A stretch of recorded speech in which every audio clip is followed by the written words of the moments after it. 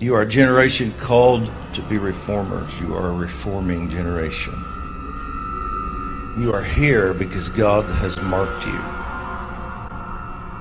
You're here because you want to be a difference maker.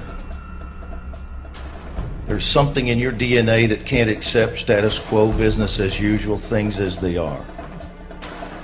You will never fit in the box marked normal. Deep in your heart, you know you're called to change things, to rock the boat. You love God but hate religion.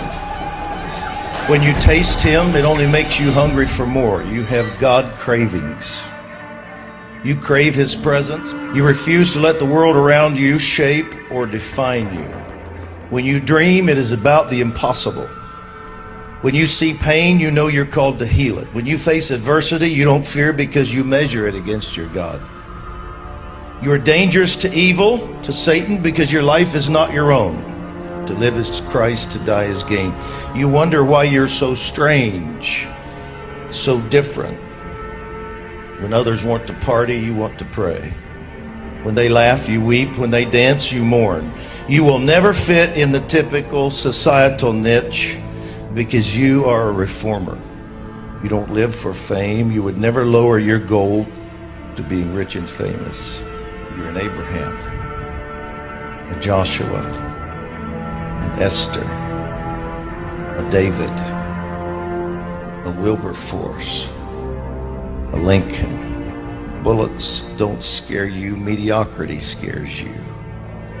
Indifference scares you. Losing your life doesn't scare you. Wasting it does. You've already died, so you are free. They may label you a radical. They may call you a rebel or a misfit or a freak, but deep inside you know what you are. You're a revolutionary. An uncommon people poised to shift a common culture. Revolutionaries make history. They're ordinary people like you and I who choose to fall out of line and dare to do extraordinary things. Revolutionaries birth reformation.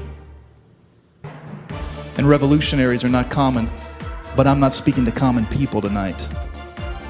Revolutionaries birthed our nations. They said, give me liberty or give me death. That was their battle cry. They understood the cost and purchased freedom with their own blood. For our nation, revolution doesn't come without reformation. The first Great Awakening, led by Jonathan Edwards and George Whitefield, produced the climate upon which our nation was conceived. That national revival helped shape our founding documents. The Second Great Awakening in the 1800s, championed by Charles Finney, further reminded us that we are indeed one nation under one God. But what about now? You and I only have one life to live and one life to give. Every breath you breathe will be sown into something. For most, it's sown into little or nothing. But for the revolutionary, that's unacceptable because obtaining the ordinary is offensive.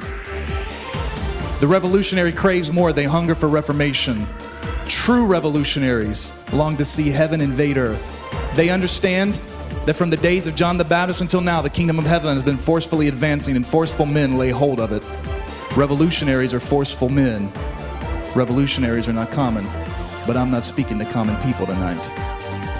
Revolution is born in the heart of the revolutionary the moment they find a cause worthy of sacrifice. You and I have a cause worthy of sacrifice. We carry the greatest message this world has ever known: faith, hope, and love. It's a revolutionary message with red letters. Revolution doesn't come cheap, it will cost you. Sacrifice is the fuel that feeds the fires of revolution. For the revolutionary, the cause is worth dying for because nothing else is worth living for. Choose to fall out of line.